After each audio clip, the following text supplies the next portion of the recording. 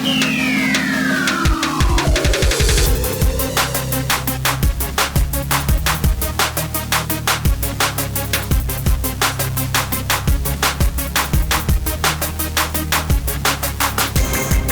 abrir a escritura na Epístola de Paulo aos Efésios, capítulo 2.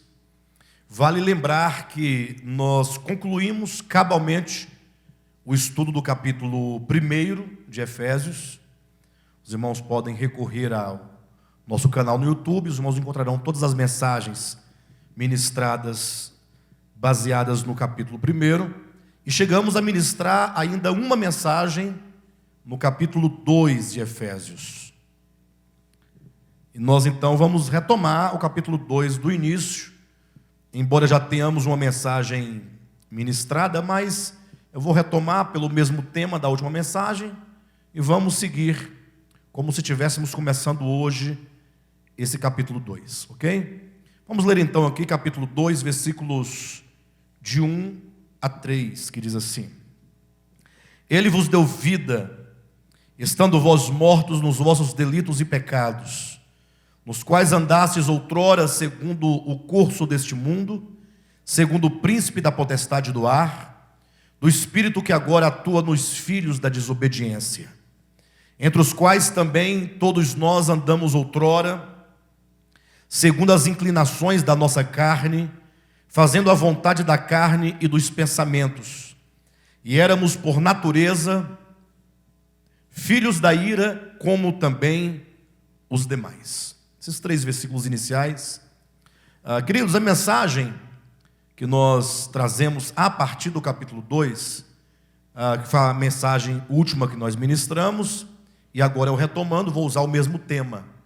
O tema que nós vamos tratar a partir do capítulo 2 dessa mensagem é um salto do céu para a terra, da eternidade para o tempo.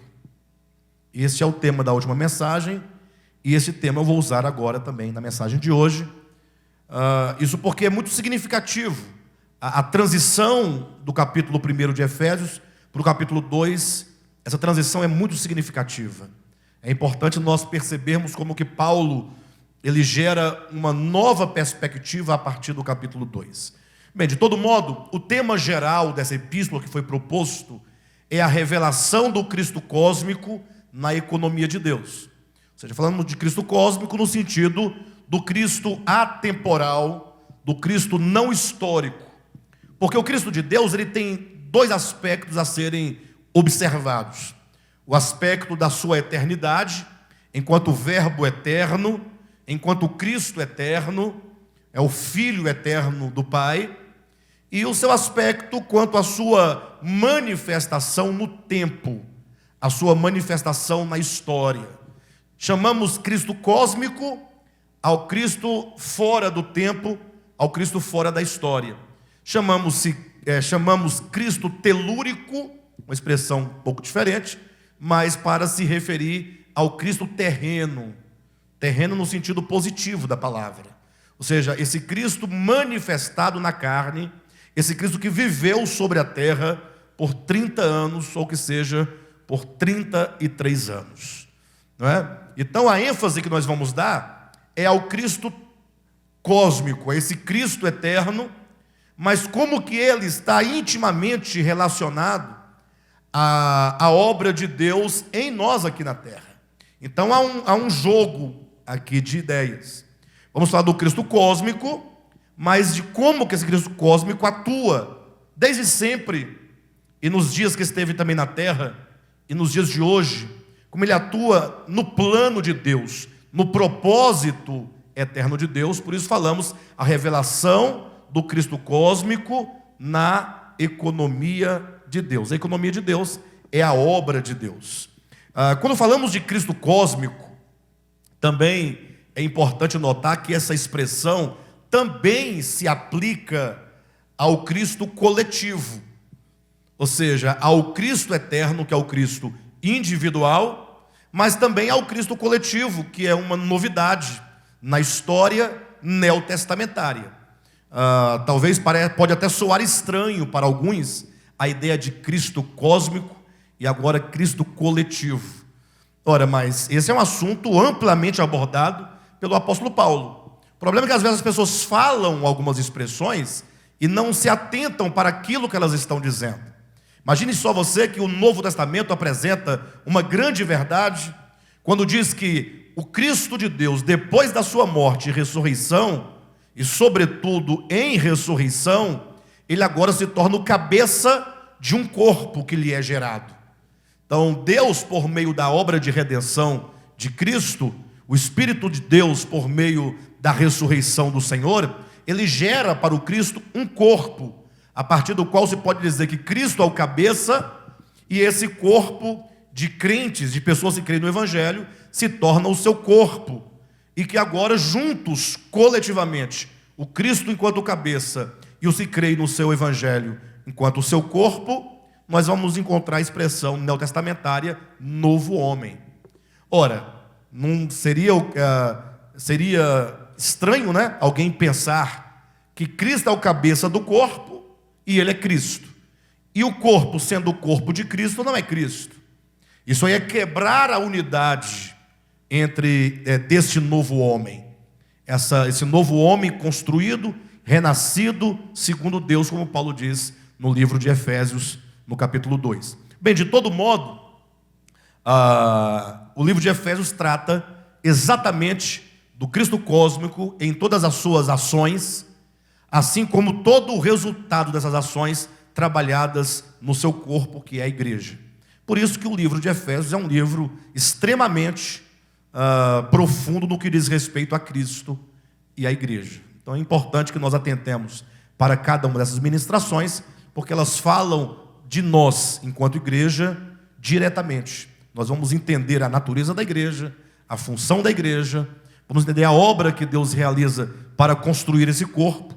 Basta que você observe, olhando para o capítulo 1 de Efésios, que a partir do versículo 3, depois que o apóstolo Paulo fala das bênçãos eternas do Pai, por meio do Filho e do Espírito Santo, ele apresenta então 3 grupos de bênçãos, que é o grupo da eleição e predestinação da parte do Pai, a redenção, né, por meio do seu Filho, e o selar do Espírito, que é a parte do Espírito Santo, o selar do Espírito, e também, como diz aqui, o penhor do Espírito.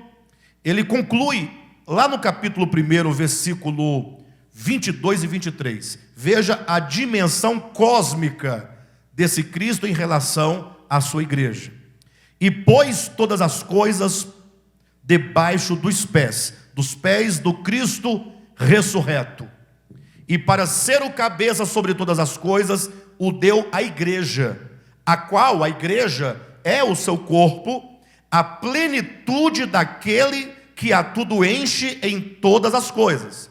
É dito que Cristo é aquele que enche todas as coisas, mas que agora, nessa economia divina, esse Cristo ganha um corpo, esse corpo é a igreja, e a igreja, enquanto o corpo de Cristo, se torna, por sua vez, a plenitude de Cristo.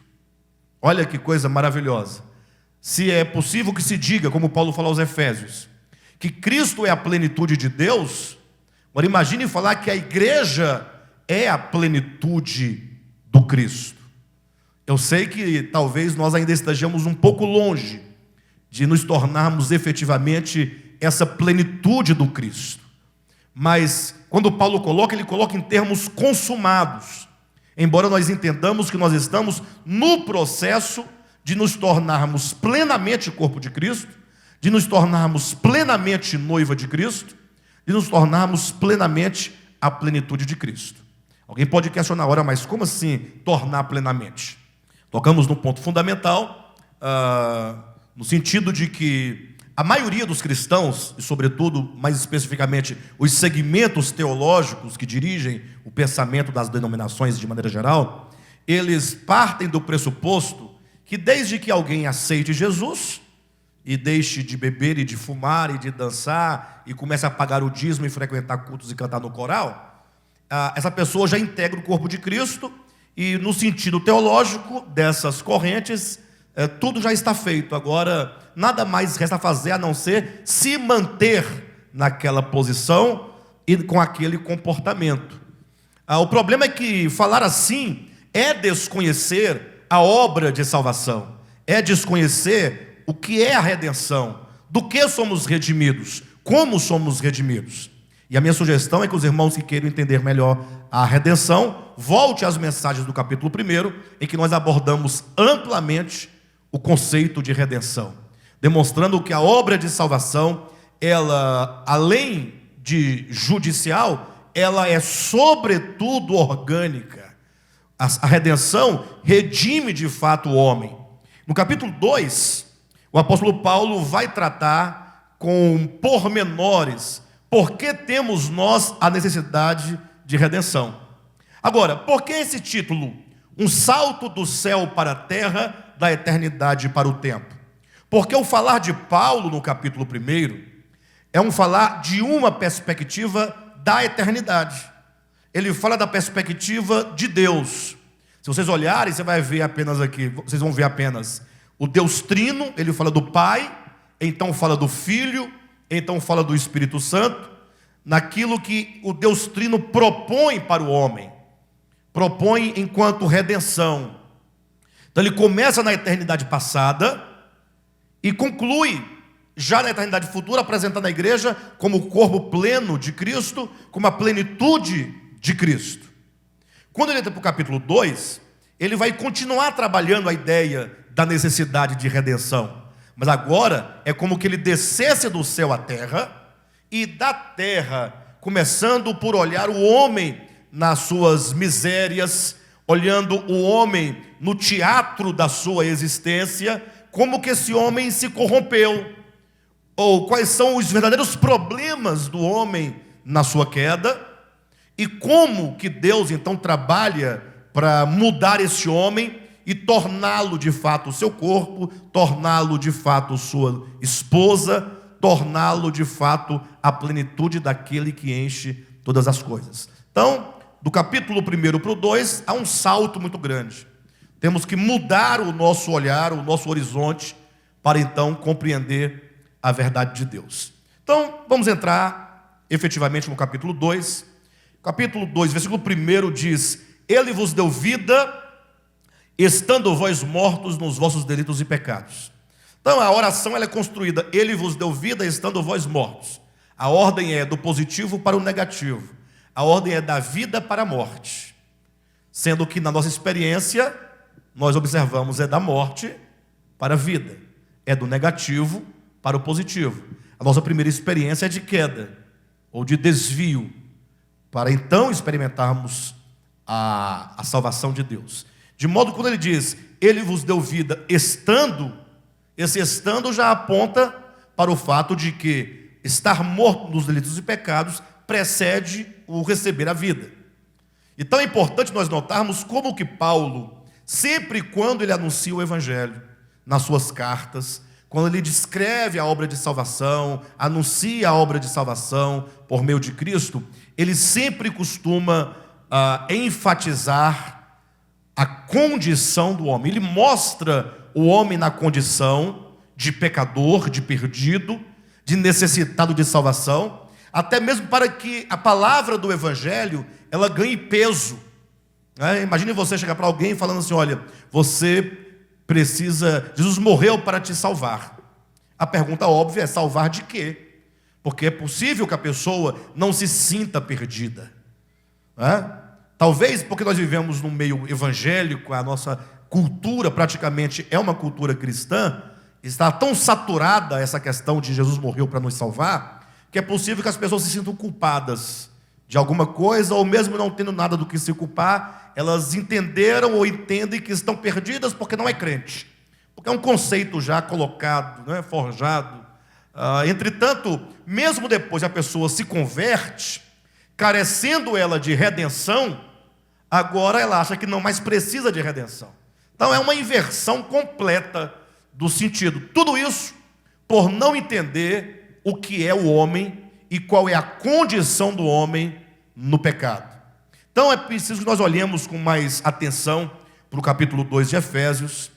E Paulo então, ele faz como que uma descrição da condição do homem quando este homem recebeu a vida da parte de Deus.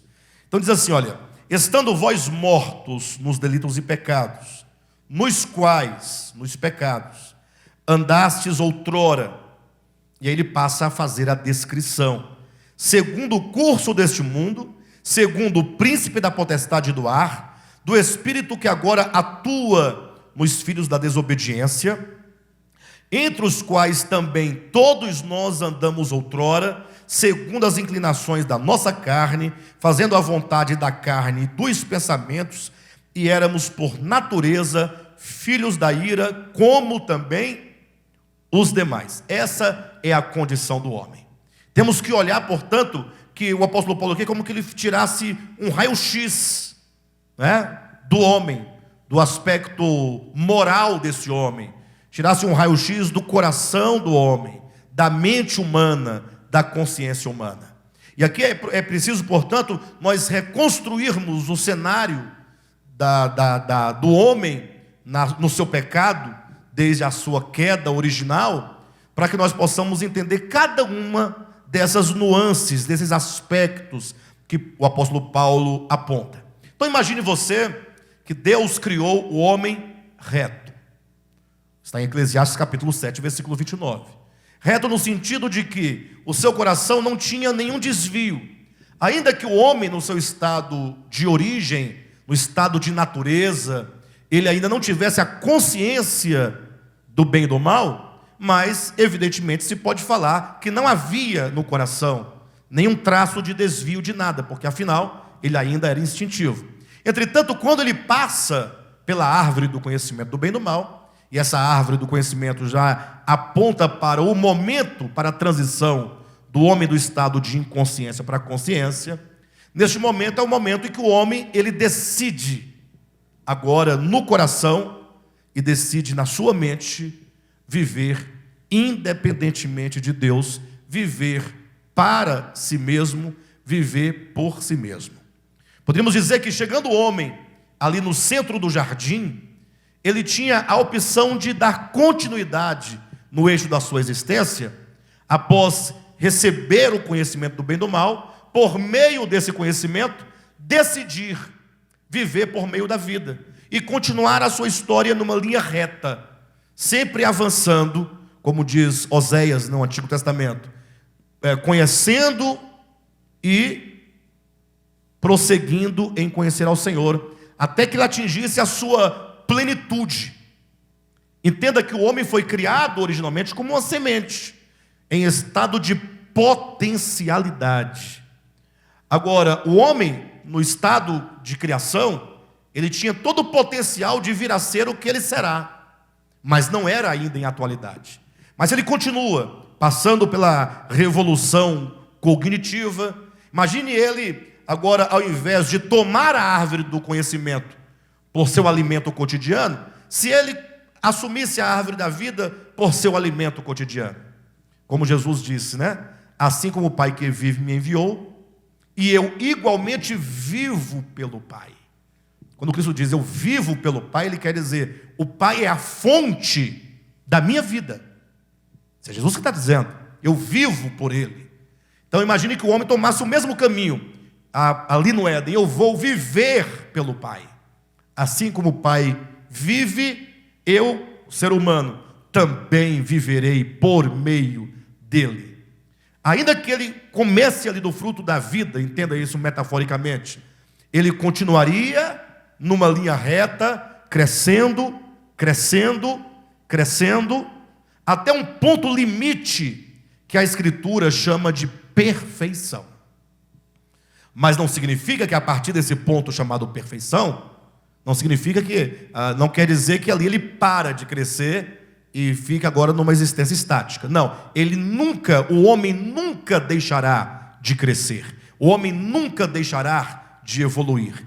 Porque se a vida eterna consiste em conhecer a Deus, isso implica que nós teremos a vida eterna inteira conhecendo a Deus.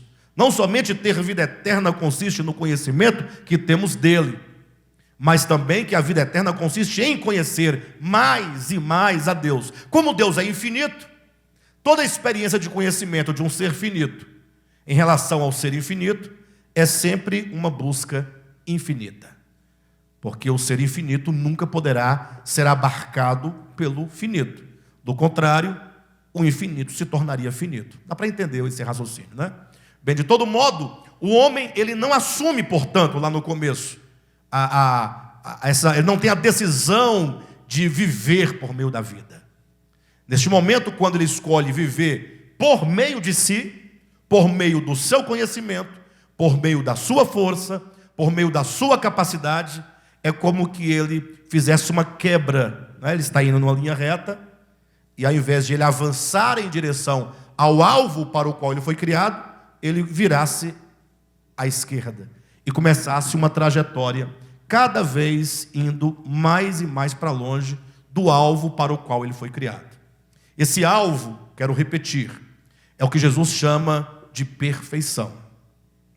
Lembram lá de Mateus capítulo 5, versículos 45, 46, até o 48, quando Jesus ele fala assim: olha, vocês ouviram o que foi dito aos antigos, que deve-se amar o seu próximo e odiar o seu inimigo.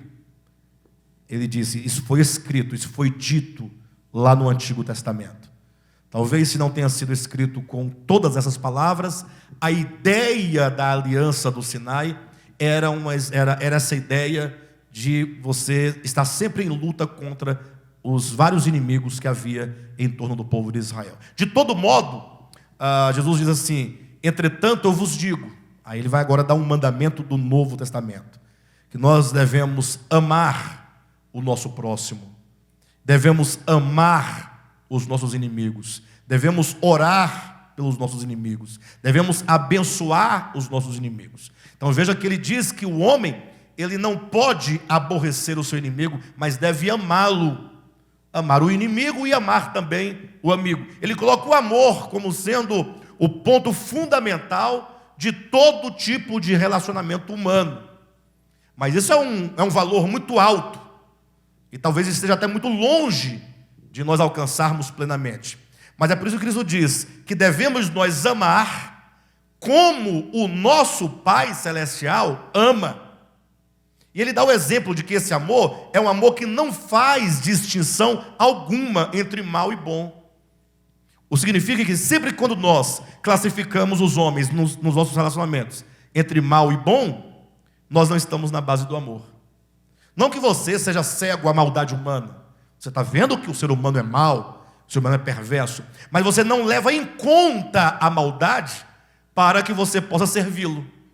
Você não deixa de servir o outro por causa da sua maldade. Sabendo da maldade, você o ama, ainda assim.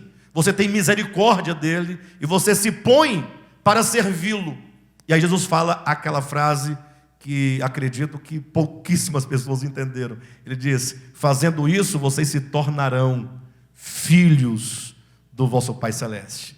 Então a categoria de filho do Pai Celeste é o alvo para o qual nós fomos criados. O homem é criado filho de Deus para ser filho de Deus. Parece um paradoxo. Como é que ele é criado filho? Ele é criado filho potencialmente, porque ele recebe o Espírito de Deus enquanto essência no seu interior. Mas essa potência do Espírito no homem precisa chegar ao ponto de governar todas as suas faculdades.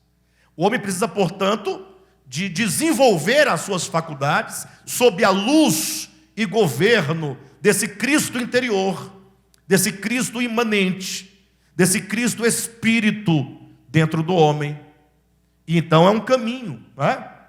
Só que quando o homem, lá no começo da sua história, ao invés de ele já ingressar nesse crescimento, de conhecer esse Cristo, seguir esse Cristo, e permitir que esse Cristo governasse todas as suas faculdades, não. Ao invés de ele seguir na direção deste alvo, o filho que segue para ser filho, ele cria um caminho paralelo que o leva cada vez mais para longe do Pai no seu coração.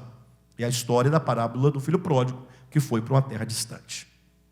Bem, mas a ideia que Jesus lá em Mateus capítulo 5 diz é que quando então este homem ele alcança este amor que não faz distinção alguma de pessoa, né? Nem de negro, nem de branco, nem de homem, nem de mulher, nem de mal, nem de bom, quando esse homem ele está totalmente governado por Deus que é amor, e esse amor agora dele emana e alcança a todos os homens indistintamente, Jesus disse: este alcançou a perfeição. Então entenda que duas coisas importantes neste momento entendermos. O primeiro é que, sendo o homem criado filho, potencialmente por teu espírito, precisava ele seguir até atingir a posição de filho maduro. Perfeito? Sendo filho, vira a essa posição. Se alguém tiver dúvida do que eu estou dizendo, leia Gálatas capítulo 4, versículo de 1 a 7, em que Paulo fala isso de maneira claríssima, né? Porque vós sois filhos, Deus enviou ao nosso coração o Espírito do seu Filho, que clama: Abba, Pai. Se você desmembrar esse versículo, olha como fica fácil. Porque vós sois filhos, é uma assertiva, então somos filhos, o homem é filho. Enviou Deus o Espírito do seu Filho. Mas entenda, vamos colocar antes de Deus enviar o Espírito do seu Filho, entenda, nós temos sois filhos. Por que Deus envia o Espírito do seu Filho? Porque somos filhos. Então vamos separar: sois filhos, Deus envia. Este que aqui está sendo filho, antes de receber o Espírito do seu Filho, este aqui, apenas filho, sem o Espírito do Filho de Deus, ele clama: Abba, Pai? Não clama. Mas ele é filho, e Deus é Pai. E por que, sendo filho e Deus Pai, ele não clama: meu Pai? Porque não tem posição, porque não tem o Espírito do Filho. Mas vamos entender, quando diz: porque sois filhos, entenda isso. Então, é filho. Deus envia o Espírito do seu Filho, que clama: Abba, Pai. Ou seja, para esse filho clamar Abba, Pai, ele precisa do Espírito do Filho, de Deus. E por que motivo ele precisa do Espírito do Filho de Deus para clamar Abba, Pai, se ele é filho? É porque este é um filho na sua ignorância. Ele é um filho tomado de trevas. Ele é um filho como o filho pródigo. Disse: Pai, dá-me a parte da herança, que eu vou para uma terra distante. Essa é a condição. É alguém que, por causa de uma consciência tomada de engano, de treva, de ilusão, não reconhece a paternidade divina. Então é preciso que o Pai envie ao seu filho o Espírito do seu filho, para que dentro dele o leve a perceber que é filho e venha a clamar. Agora alguém pergunta: e por que Deus envia o Espírito do seu filho para o filho? Ora, porque quando diz o Espírito do seu filho, faz referência ao Filho de Deus, o Cristo de Deus, que em toda a sua existência temporal e histórica foi o único homem que teve a plena consciência do Pai. E o único que podia dizer: eu e o Pai somos um. Uma unidade absoluta de todos os sentimentos, de todas as vontades. Por mais que um casal sejam unidos, por mais que eles se queiram, que eles se amem, nunca o casal poderá dizer de modo absoluto: nós somos um. Espírito, alma, corpo, coração, mente, vontades, emoções, tudo, nunca pode dizer. Jesus, o Cristo de Deus encarnado, ele dizia claramente: eu e o Pai somos um. Foi o único homem da história com plena consciência do Pai, com plena consciência, com pleno amor, com toda dedicação, que de fato era um com o Pai em todos os níveis. Então é esse Espírito desse Cristo, desse Filho, que dentro do Filho, dos filhos de Deus, vai romper com toda a treva e ignorância do seu entendimento.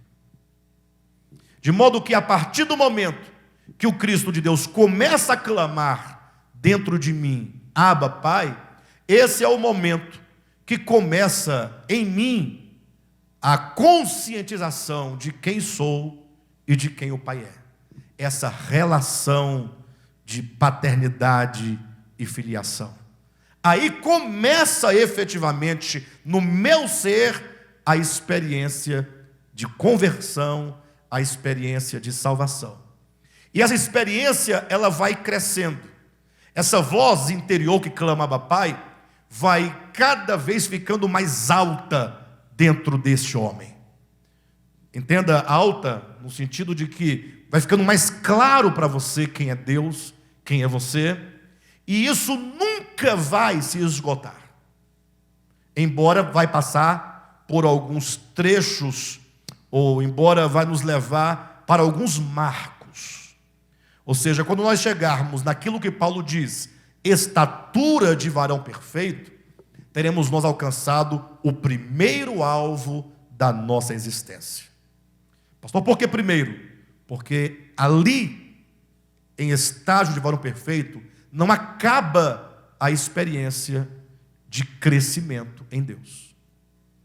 O homem é um eterno viajor, para usar aqui as palavras de um grande teólogo e filósofo cristão. É um eterno viajor, porque ele, sendo finito, estará sempre em demanda do infinito. É muito lindo isso, né?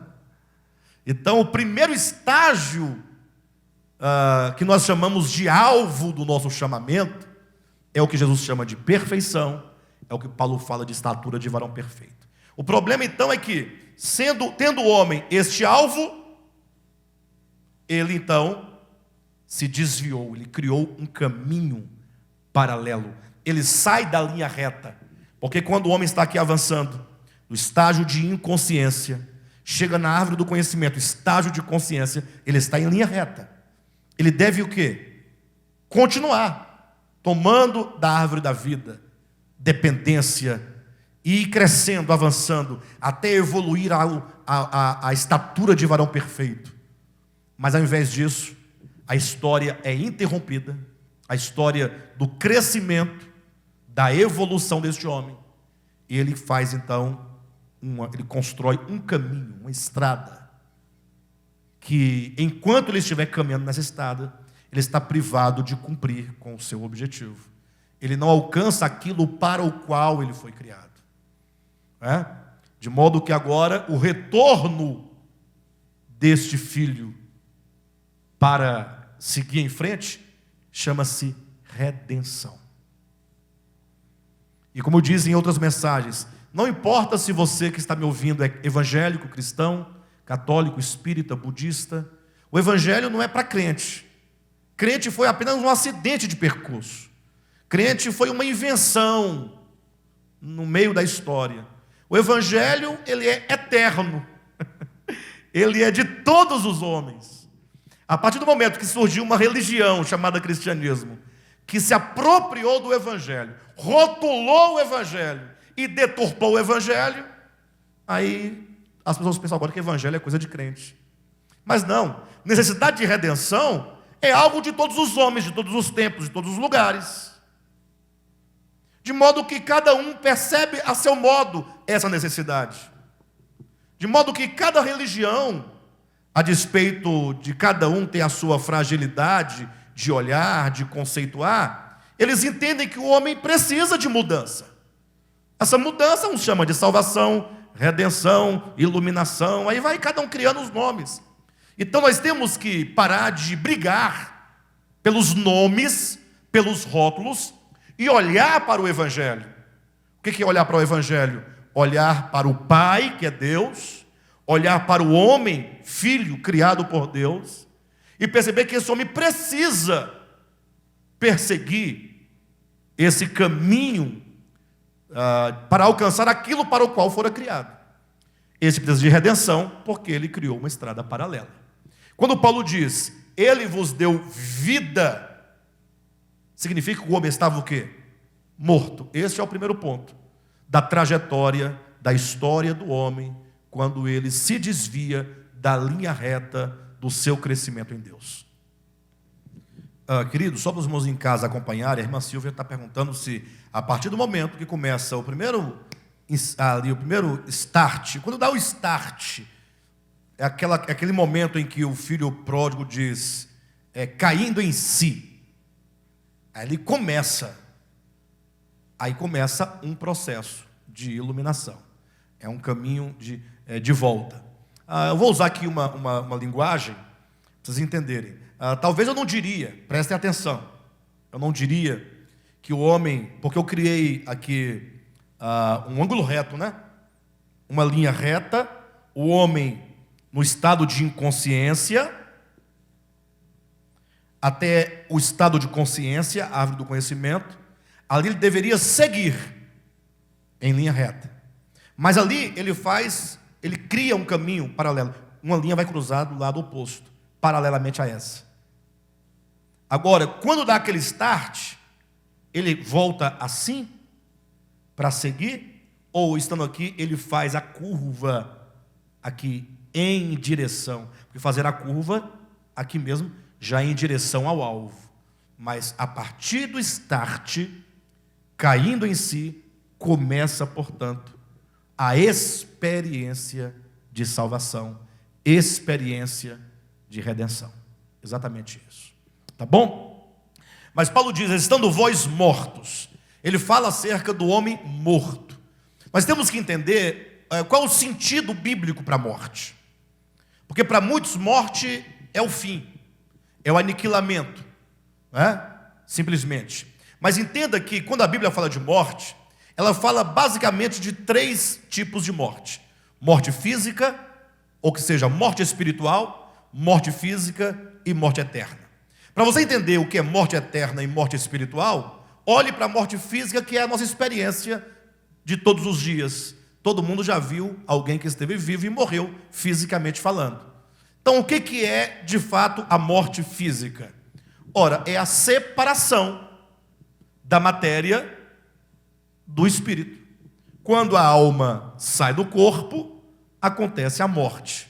Estou falando em termos não científicos, mas em termos bíblicos.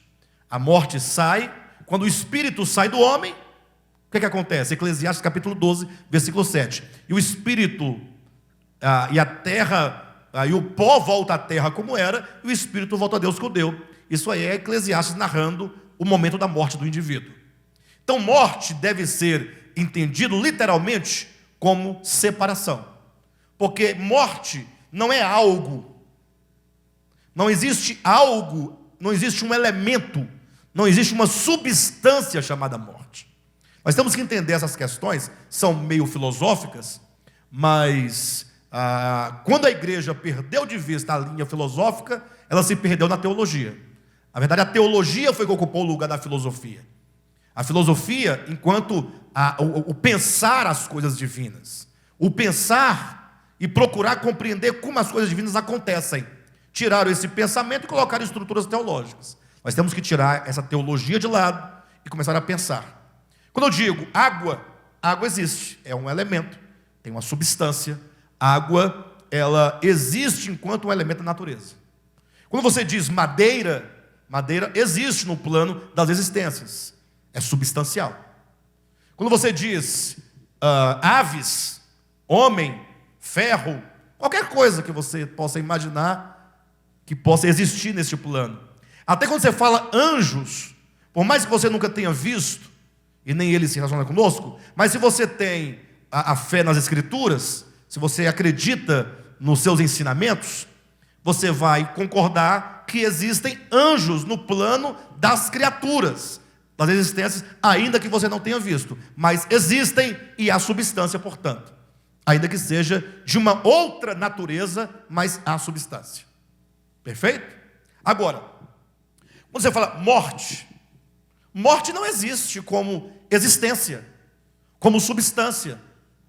Eu sei que muita gente discorda de mim, mas eu não me preocupo, porque isso é questão de tempo.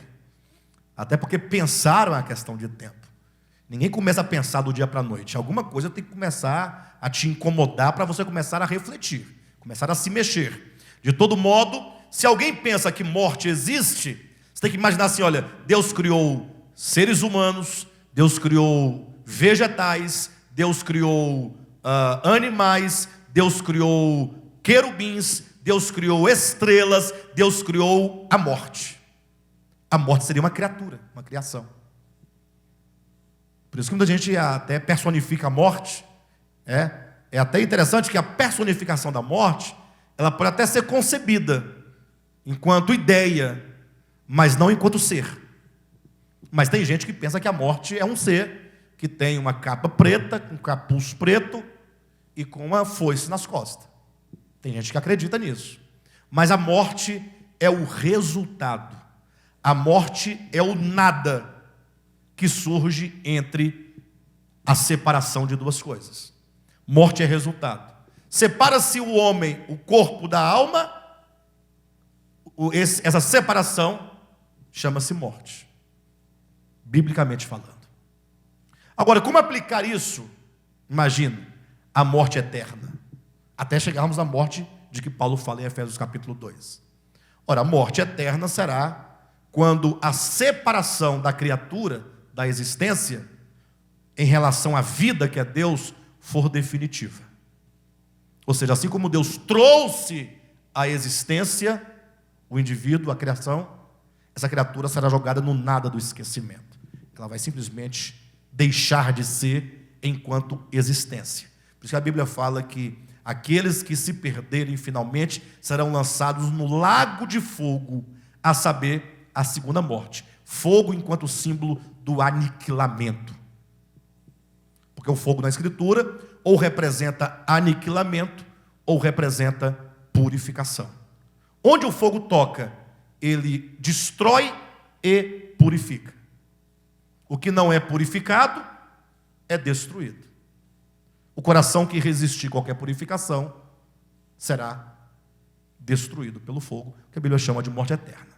Agora, como aplicar isso? Ou melhor, então, entendendo a segunda morte, que é a morte eterna, novamente o conceito ele se sustenta, porque é a separação da criatura da vida, que é o próprio Deus. Separação. Morte é sempre o quê? Separação. Aí chegamos aqui em Efésios capítulo 2. Ele vos deu vida estando vós mortos. Estava o homem morto fisicamente? Não há sentido. Estava esse homem morto eternamente? Não faz sentido. Daí nós somos levados a perceber que essa morte de que diz Paulo aos Efésios deve se referir a um terceiro tipo de morte, que é a morte espiritual. Que morte espiritual é essa? Como ela acontece? Se morte é separação, devemos entender que o homem criado originalmente, quando ele deveria, na sua consciência, usando a sua inteligência, quando ele tinha que depender completamente de Deus, tomar da árvore da vida como seu alimento cotidiano, agora saindo do símbolo para a realidade, quando ele deveria assumir para si no coração e declarar como declarou Jesus: assim como o Pai que vive me enviou, e eu igualmente vivo pelo Pai. Quando o homem teria que dizer eu vivo pelo Pai, ele simplesmente no seu coração e na sua consciência, ele começa a criar aquele caminho paralelo. Não é? Paralelo não, aquele caminho contrário ao caminho que ele devia seguir. Então, essa separação, essa morte espiritual, não é uma separação física, não é uma separação geográfica, é uma separação do coração. A última mensagem que eu ministrei, baseado nesse texto, que foi antes de nós suspendermos as nossas reuniões, em razão da pandemia, ou da quarentena, eu dava aqui alguns exemplos. Eu citei o exemplo de Nirode, ou melhor, de Caim, quando diz em capítulo 4 de Gênesis, que Caim, saiu Caim da presença de Deus, e foi habitar uma terra distante chamada Nod. Retirou-se Caim da presença de Deus e foi para uma terra distante. Aí eu perguntava na mensagem: é possível que alguém saia, se retire da presença de Deus? Em que sentido pode ser isso? Eu pergunto: saindo Caim de onde ele estava e indo para Nod, Deus não estava em Nod também? Ora, já dizia o salmista Davi, né? Para onde eu fugirei do teu espírito? Ainda que eu desça ao mais profundo do inferno, lá tu estás. na mais alta montanha, lá tu estás. Não tem como fugir, porque Deus nos cerca por detrás e por diante. Ele é o infinito, Ele é o absoluto. Tudo que existe, existe nele. Então, quando diz retirou-se Caim da presença de Deus, quando diz estando vós mortos e, portanto, separados da vida, separados de Deus, só pode significar uma separação que acontece dentro do coração. Aí, para dar um exemplo muito prático, quero evocar aqui também o mesmo exemplo que eu dei da última mensagem. Vale a pena nós relembrarmos isso.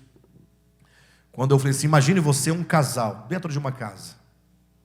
Um casal que, num dado momento da sua experiência, tem uma complicação, tem uma crise conjugal muito forte. E por qualquer motivo que ninguém sabe ao certo, esse casal continua a morar dentro da mesma casa, convivendo ali diariamente, porém se aborrecendo no coração. Eu pergunto, eles não estão separados no coração? Corações totalmente separados, embora estejam juntos no mesmo ambiente. Então, é mais ou menos para vocês entenderem o que significa a separação do homem em relação a Deus. Quando o homem se separa de Deus, é quando ele passa a aborrecer a Deus. É quando o homem passa a desprezar a Deus. É quando o homem passa a viver independentemente sem Deus. Por que aborrecer, desprezar e a viver sem Ele? Porque é possível que alguém não aborreça a Deus, no sentido de desenvolver um sentimento de ojeriza contra Deus, mas ele pode ignorar Deus. Ele pode simplesmente ignorar e pode passar a viver por si mesmo e para si mesmo. Então Paulo diz, quando vocês estavam separados de Deus, totalmente separados no coração e na consciência, Deus foi lá e deu a vocês o quê? Vida. O que significa isso? O homem não tinha nenhuma condição em si mesmo, porque o coração dele não estava voltado para Deus. O coração do homem não desejava por Deus, mas Deus vai a esse homem e faz renascer. O que significa que Deus começa a gerar no coração desse indivíduo o desejo por Deus, o coração que começa a se inclinar de volta para Deus. Esse coração renasce nesse sentido. Talvez eu poderia trazer aquele texto lá de Lucas 15. Lembra que o pai do filho pródigo disse, este meu filho estava morto e reviveu? No âmbito da parábola, aquele filho havia morrido? No âmbito da parábola, no sentido prático da história, conforme ela é narrada. Ele estava vivo na casa do pai, vivo decidiu sair da casa do pai, vivo foi para uma terra distante, vivo ficou pobre, vivo chegou à miséria, vivo retornou. Mas o que é dito? Ele estava morto. Quando foi que esse filho morreu? Quando no seu coração ele se separou do pai, que foi todo aquele processo. E quando é que esse filho renasce? A partir do momento que o seu coração começa a se inclinar novamente para o pai. E esse retorno, portanto, significa um coração agora restaurado, uma nova percepção, um novo sentimento, um novo olhar, um novo afeto, tudo novo em relação ao pai. Isso é, ele vos deu vida. Agora, temos que tomar um cuidado muito grande, porque, infelizmente, com o advento da teologia, a teologia é uma criação judaica, e posteriormente essa criação chegou ao seio da igreja romana, que foi dando continuidade na igreja reformada e igreja protestante, igreja evangélica. Mas, desde que se instaurou o problema teológico, quando eu falo do problema teológico, a teologia é aquilo que classifica e explica tudo enquanto conceito diante do homem.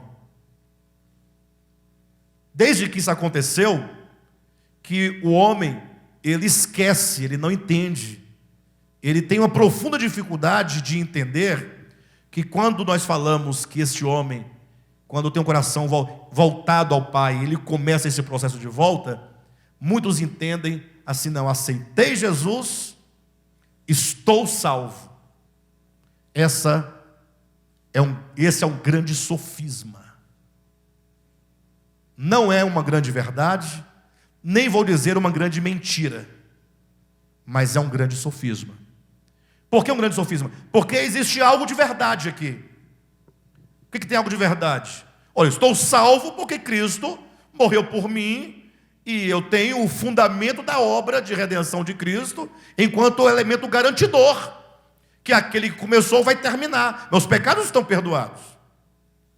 Agora, é verdade que existe uma necessidade orgânica de salvação que é desconhecida pela maioria das pessoas. De modo então que esse vos deu vida, Paulo fala no âmbito da obra divina. Mas na nossa experiência, isso acontece paulatinamente. Nós crescemos em vida. Nós somos tomados e ganhos. Esse novo nascimento, porque ele vos deu vida, é o mesmo que novo nascimento. É o mesmo que regeneração. Isso acontece num longo processo.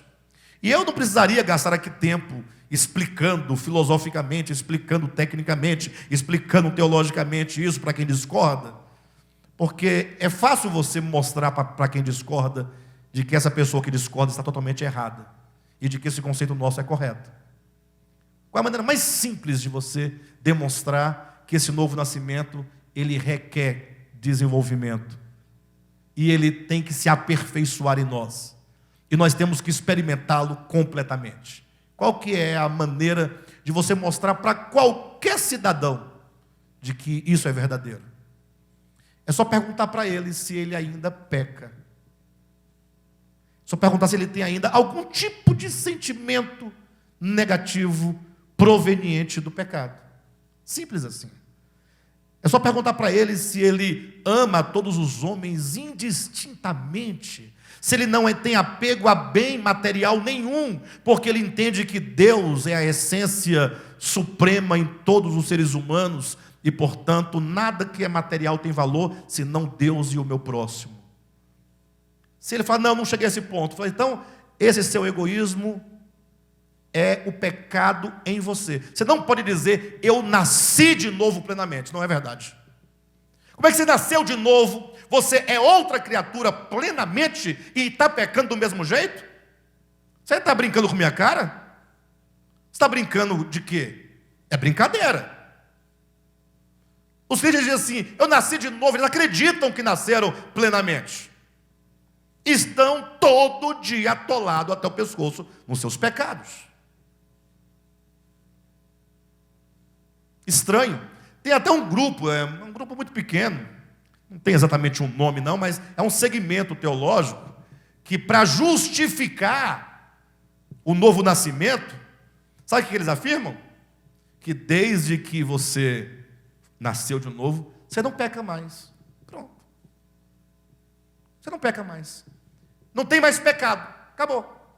Aí você está atolado do pecado e dizendo: não tem mais pecado. Eles resolveram o problema do novo nascimento.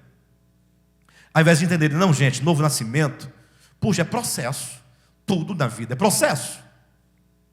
Para nós chegarmos à condição em que nós chegamos, enquanto humanidade, processo. Enquanto indivíduo, processo. Agora você aceita Jesus, foi batizado dentro de uma bacia. E aí agora você acha que está tudo certo com você? Entenda, graças a Deus, porque você começou esse caminho. Pastor, mas aqui diz: ele vos deu vida. Sim, ele me deu vida, ele destruiu o pecado. A mesma Bíblia que diz que ele me deu vida, é a mesma Bíblia que diz que Deus condenou em si próprio o pecado. Deus condenou o pecado? O que ele faz aí? Por isso que os ateus criticam a Bíblia, né? Às vezes falam uma coisa, mas não acontece, não é verdade? Você nasceu de novo, mas é velha criatura. Deus destruiu o pecado, mas o pecado está arruinando com o mundo. Como é que alguém acredita numa doutrina dessa, gente? Tem que ser nós antes para acreditar. Nós hoje não acreditamos mais. nós hoje não acreditamos mais. Não é? Tem que ser alguém muito ruim da cabeça, que a pessoa, ela acredita numa doutrina sem pensar a doutrina. Depois de hoje vai ter pastores, pelo menos uns 5 ou 6 eu conheço, que vão criticar essa mensagem, que vão ficar vermelho, criticando a mensagem. Mas eles sabem, ou eles, esses pastores todos, que eles são profundamente governados pelo velho homem. Eles sabem. Eu não preciso convencer ninguém. Basta que cada um olhe para si, para saber. Pastor, mas que mensagem ruim. Não, essa mensagem nos ajuda a perceber que, embora já fomos ganhos, precisamos continuar. É um processo contínuo de desenvolvimento da salvação.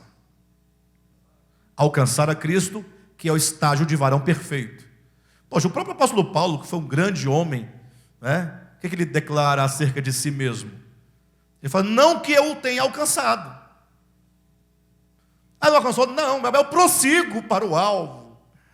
Eu prossigo para conquistar aquilo para o que eu também fui conquistado. Cristo conquistou Paulo para conquistar. E esse conquistar, essa conquista, é o próprio Cristo. Mas não é pegar Cristo como um objeto. Peguei Cristo, alcancei. Não, é ser transformado à sua imagem. Alguém questiona, mas como alguém pode ser transformado à imagem de Cristo? Como pode? Não, aí nós temos que entender o que eu disse agora há pouco. Ser transformado à imagem de Cristo tem um limite estabelecido, que é um alvo estabelecido, que é alcançar a perfeição, que Jesus fala em Mateus capítulo 5, versículo 48. Perfeição não é a perfeição perfeitíssima do eterno, porque a perfeição perfeitíssima do eterno é inatingível por qualquer criatura, porque ele é eterno. Então, estabelece-se um ponto de crescimento, e a esse nível de crescimento se chama perfeição. E aí para tudo, agora é estático? Não, vai continuar, tem outros alvos. Na verdade, nunca haverá um fim na nossa trajetória. Nunca. Uma vez que a vida eterna consiste em conhecer a Deus. Então diz, quando Paulo diz, ele vos deu vida, Paulo está dizendo, de modo absoluto, no plano da obra de Deus. Ele está falando qual é o resultado da obra de Deus, mas no plano da nossa experiência, ele diz que nós precisamos provar e experimentar e perseguir essa dádiva a cada dia. Alguém pode falar, pastor, não dá para concordar com você não. Talvez é porque você já tenha feito as doutrinas, tudo em bloco, né? Mas é basta você pensar assim, olha, imagine você, capítulo 3 de Colossenses, abra sua Bíblia, deixa eu demonstrar para vocês, capítulo 3, olha que eu vou demonstrar para os irmãos pela Escritura, que Paulo trabalha com esse jogo entre aquilo que está feito, aquilo que é pleno, é uma verdade absoluta, ele vos deu vida, pronto. Então já tenho vida plena? Na minha experiência não. Mas não diz que ele me deu vida? Sim, ele deu vida, mas eu preciso desenvolver e experimentar a cada dia mais e mais em mim essa vida. Aí eu vou demonstrar em Colossenses capítulo 3 essa verdade. Olha aqui, ó. Capítulo 2, versículo 20. Capítulo 2, 20 de Colossenses. Se morrestes com Cristo, está na sua Bíblia aí? Quando ele diz se morrestes com Cristo, Paulo trabalha no âmbito da hipótese, com a possibilidade de que você responda, sim, morri com Cristo. Perfeito? Se morrestes com Cristo, por que você fica nesse jogo de rudimentos aí? Então, morremos com Cristo. Capítulo 3 de Colossenses, versículo 1. Portanto, se fostes ressuscitados juntamente com Cristo. Então nós fomos ressuscitados, sim ou não? Nós morremos com Cristo e fomos ressuscitados com Cristo. Isso é um fato ou não é um fato? Para Paulo. Leia depois Romanos capítulo 6, O vosso velho homem foi destruído por Cristo na cruz. É um fato. Agora eu pergunto, olhe para mim. Vamos pensar um pouco. Nós vamos aprender a ler o texto e questionar o texto. Questionar o texto não é duvidar do que ele diz, mas é questionar o seu entendimento sobre ele, para que ele se torne mais claro para você a partir dos seus questionamentos. Perfeito? Se alguém morreu com Cristo, presta atenção, e ressuscitou com Cristo, nesse sentido absoluto, é preciso que alguém diga para essa pessoa que morreu e ressuscitou: por que você está andando segundo preceitos e doutrinas de homens? A pessoa já morreu e ressuscitou plenamente.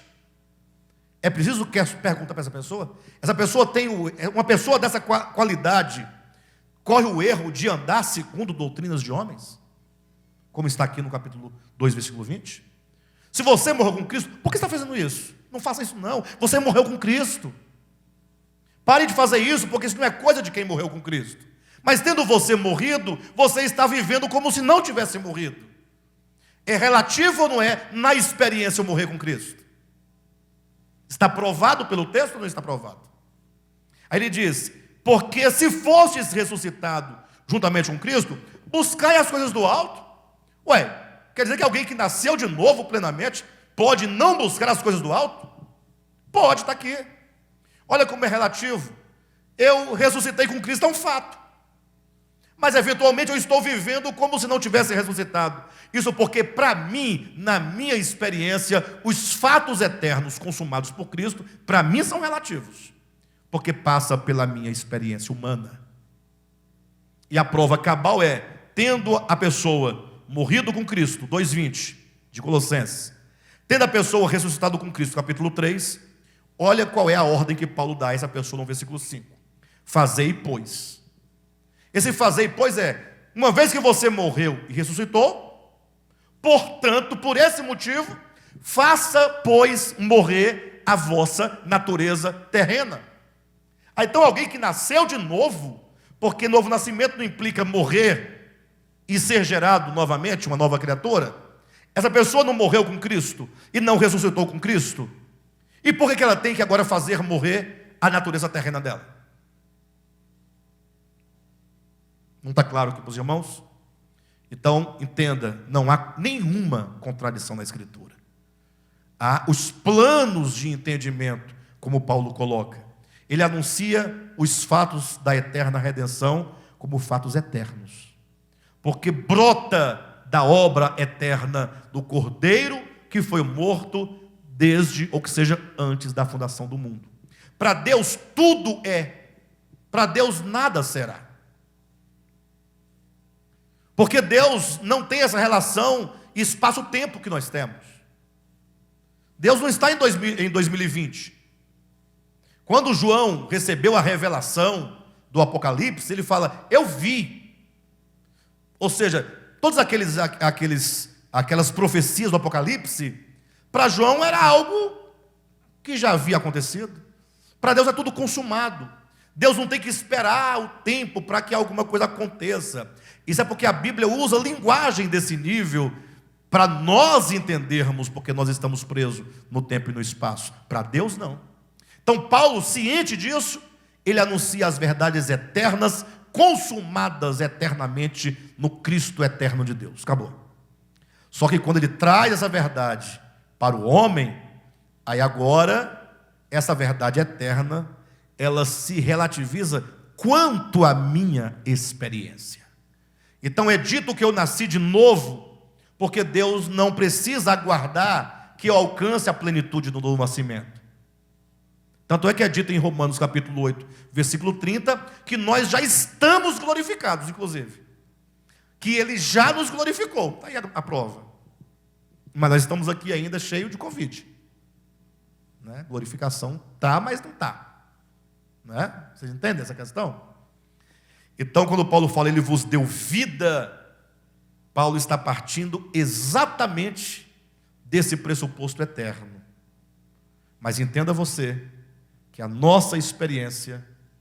ela tem que ser desenvolvida para que esta vida que é nossa, porque Ele nos deu, seja agora a nossa experiência. Por isso que é dito, quando estávamos nós em delitos e pecados, Ele nos deu vida. Ou seja, a vida é sua. Não há limite, não há nada. Tudo depende só de você se apropriar disso. Há um texto de Paulo, salvo engano, em Timóteo, não me recordo exatamente agora o lugar, mas Paulo diz assim a Timóteo: tome posse da vida eterna. Ou seja, a vida é um dom, é nosso. Deus já se deu a nós como vida. Ele já se deu plenamente. Agora, nós temos que nos apropriar disso. Então, quando estávamos nós mortos em delitos e pecados, Deus nos deu vida. É o momento em que essa vida em nós começa a nos iluminar.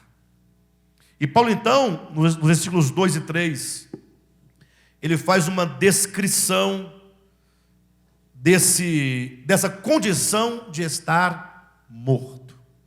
É como que ele fizesse uma autópsia, ou é autópsia? Qual é a diferença? Autópsia é do morto. E do vivo?